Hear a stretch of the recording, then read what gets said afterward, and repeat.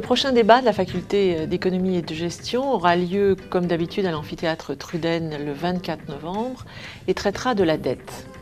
Comme on l'a vu lors du dernier G20 à Cannes, ce sujet polarise les discussions, entraîne beaucoup d'interrogations, voire d'inquiétudes.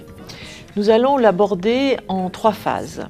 Tout d'abord, nous essaierons de définir la dette, ou plus exactement les différentes formes de la dette, notamment la dette publique versus la dette privée.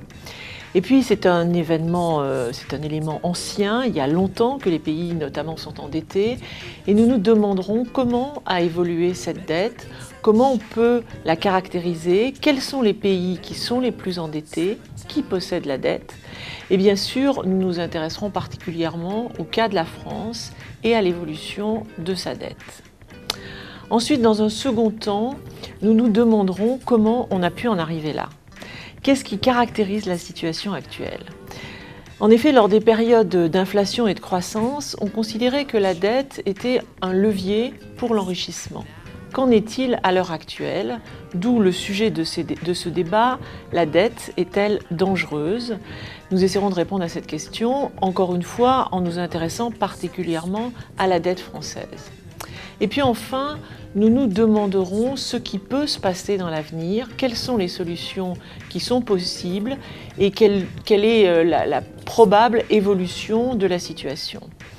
Alors, en effet, la question centrale de la dette à l'heure actuelle est quand même celle de l'Europe.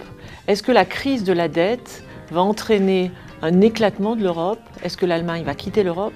Ou bien est-ce qu'au contraire, cela va permettre de prendre conscience de la nécessité d'une véritable Europe, et notamment, par exemple, d'un véritable fédéralisme?